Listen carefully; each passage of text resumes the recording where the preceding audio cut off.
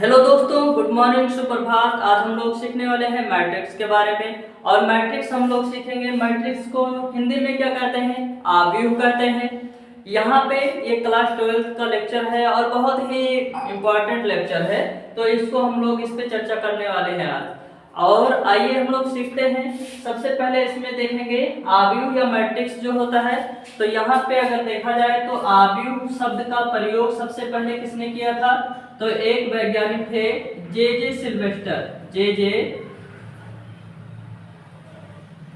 Sylvester जे जे Sylvester नामक वैज्ञानिक ने कब प्रयोग किया था इस शब्द का? तो 1850 में। कब? 1850 में इन्होंने क्या किया था? आव्यूह शब्द का प्रयोग किया था। एक वैज्ञानिक आए इसके बाद में 8 वर्ष के पश्चात, 8 वर्ष बाद में एक वैज्ञानिक आए, कैले। क्या नाम था इनका?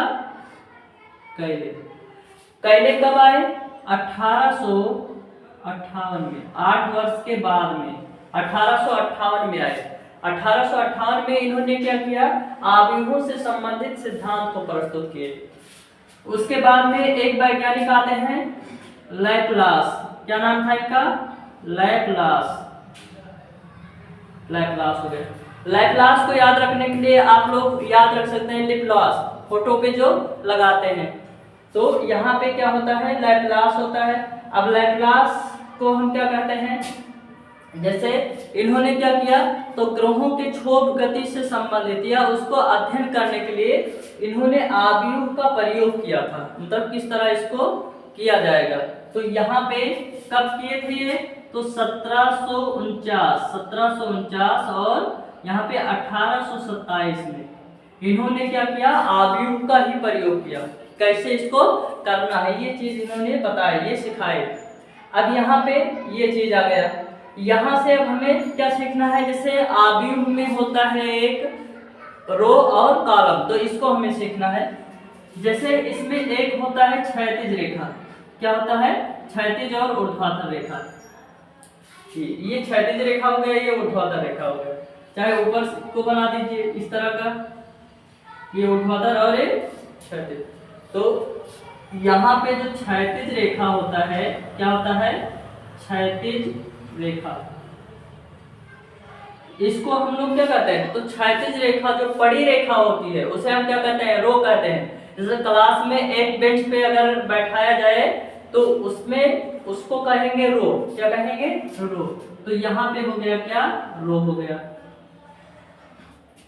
ये रो है। लेकिन यहाँ पे एक आता है ऊर्ध्वाधर रेखा। क्या आता है? ऊर्ध्वाधर। तो ऊर्ध्वाधर रेखा जो होता है इसको हम लोग कहते हैं कॉलम। क्या कहते हैं? कॉलम कहते हैं।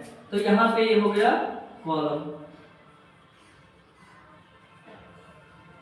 तो रो और कॉलम किसी भी मैट्रिक्स में इसकी बहुत भूमिका होती है। रो और कॉलम का बहुत आवश्यकता पड़ता है।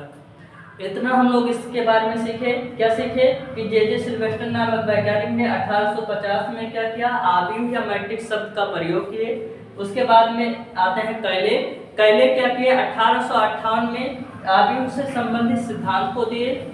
उसके बाद में लैपलास नामक वैज्ञानिक आए, जिनको हम लिपलास के नाम से याद रख सकते हैं, लिपलास, लैपलास। तो यहाँ पे अगर देखा जाए तो 1749 से लेके 1827 के बीच में इन्होंने क्या किया? तो ग्रह, जैसे ग्रह होते हैं तो उनका अध्ययन करने के लिए आव्यूह का प्रयोग किए थे। या जैसे पीटी कराते हैं मैदान में, अब बच्चों को जब खड़ा किया जाता है तो उनको क्या किया जाता है? सीधी लाइन लगवाते हैं, तो सीधी लाइन लग जाती है। लेकिन अगर उसको पड़ी लाइन में देखा जाए तो उसे रो कहेंगे। लेकिन सीधा सीधा में खड़े होते हैं सब लोग, तो वो क्या कहलाता है? कॉलम कहलाता है। तो क्या होता है? कॉलम होता है। और क्या होता है? रो होता है। तो रो और कॉलम हो गए। अब यहाँ पे देखेंगे हम लोग एडिशन। क्या सीखेंगे? Addition of matrix. Addition of matrix. तो एडिशन ऑफ मैट्रिक्स।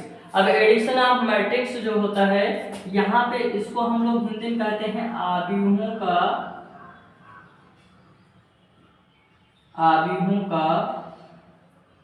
योग। क्या कहते हैं? आव्यूहों का योग या आव्यूह का योग। अब यहाँ पे इसको हम सीखने वाले हैं। जैसे मान लीजिए दो आव्यूह लिया गया, दो आव्यूह, जैसे ए। अब ए में कोई अवयव ले लेते हैं, जैसे यहाँ पे 2 3 4 6 5 2, ये हो गया। अब यहाँ पे दूसरा एंड, यहाँ पे अगर देखा जाए तो बी। अब बी का मान अगर देखा जाए तो बी बराबर कितना, इसको भी ले लेते हैं 1 2 3 5 6 2। अब यहाँ पे जो रो और कॉलम होता है, अगर इसको देखा जाए तो ये इसका जो बनावट है या इसको कितने का है, ऑर्डर इसका क्या है, तो इसका ऑर्डर क्या कह सकते हैं, कितना रो है इसमें, 1 2, तो 2 रो है, तो इसमें क्या लिखेंगे 2। कितना कॉलम है, तो 3, तो इसको लिखेंगे 2 क्रॉस 3। क्या लिखेंगे, ऑर्डर जो इसका है 2 क्रॉस 3 है।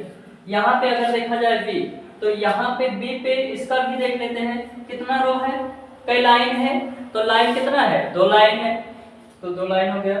यहाँ पे कॉलम कितना है, 1 2 3, तो 3 कॉलम है, तो ये भी क्या हो गया, 2 क्रॉस 3 का बन गया, 2 क्रॉस 3 हो गया।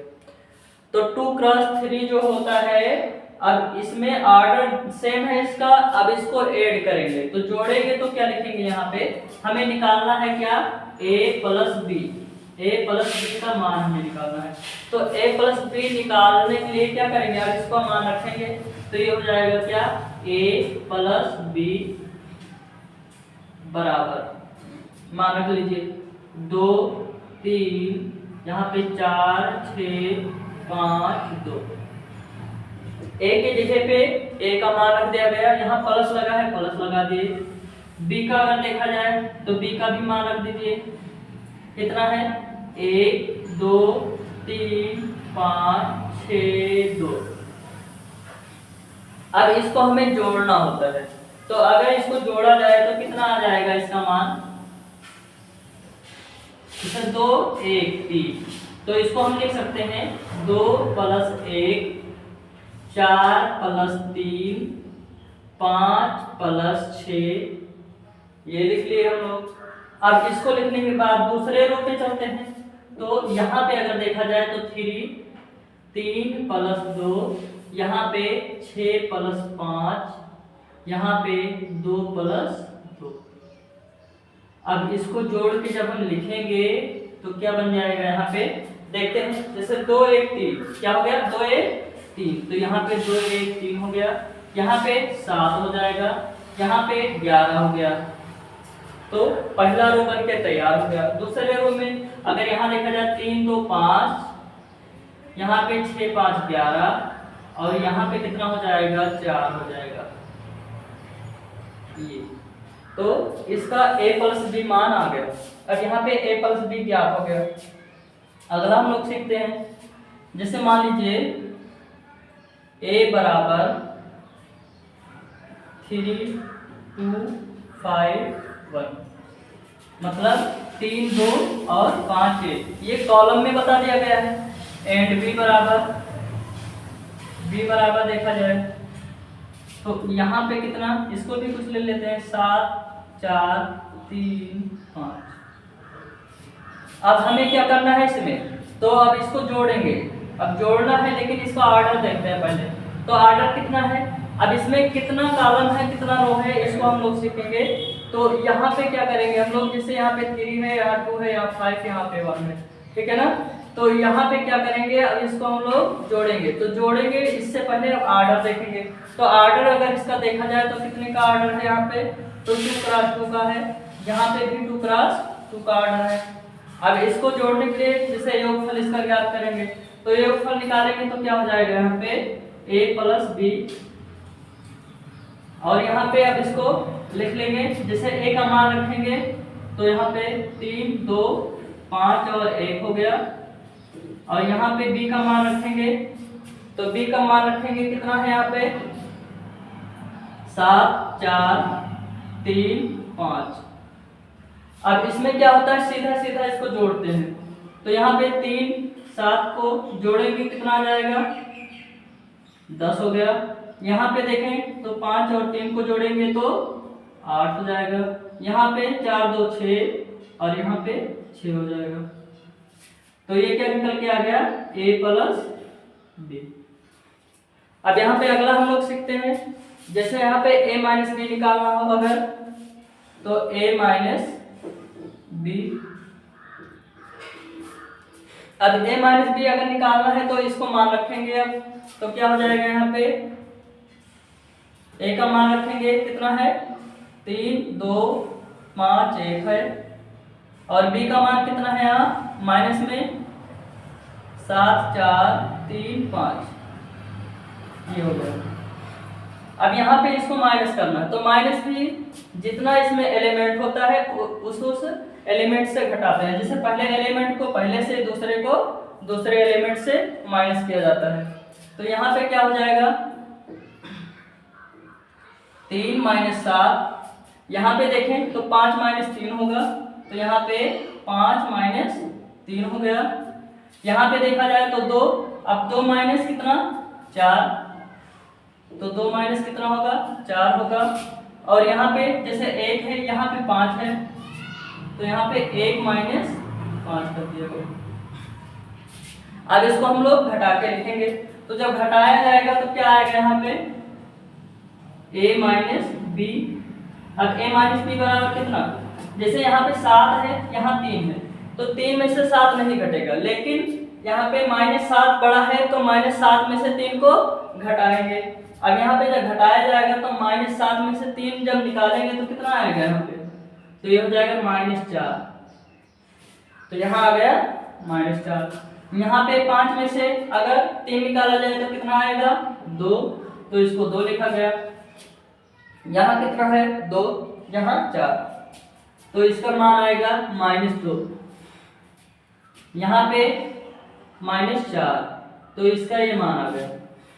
यहीं पे अगर हमें निकालना होता है, जैसे 4a का मान, या मान लीजिए 2a प्लस 2b, इस तरह का अगर निकालना हो मान तो क्या करते हैं हम लोग, जैसे यहाँ पे 4a का पहले निकालना है, तो 4a का अगर निकालना है तो यहाँ पे देखिए a का मान रख दीजिए, तो ये हो जाएगा क्या 4 इंटू में यहाँ पे कितना है 3 है, 2 5 और 1।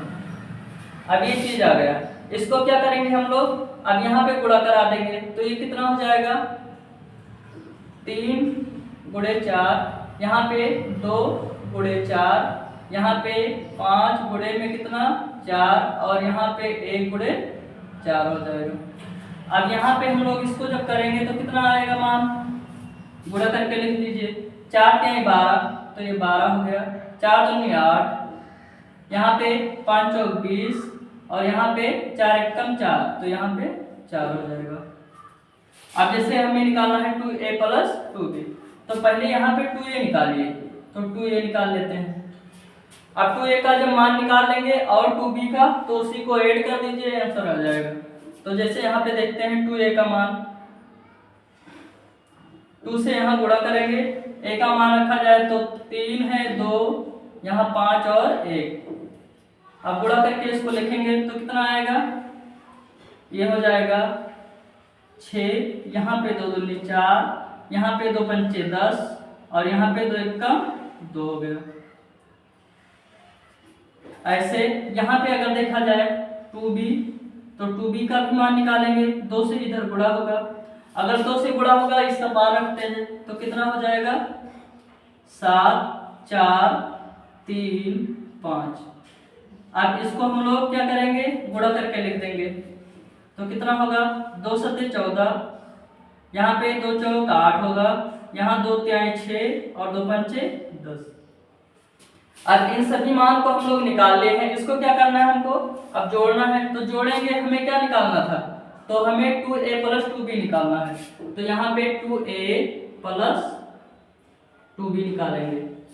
अब यहाँ पे मान रखते हैं, 2a का मान कितना आया था, तो 6 4, यहाँ पे 10, 2 प्लस, अगर 2b का मान देखा जाए तो कितना आया है यहाँ पे 14, 8, 6 और 10।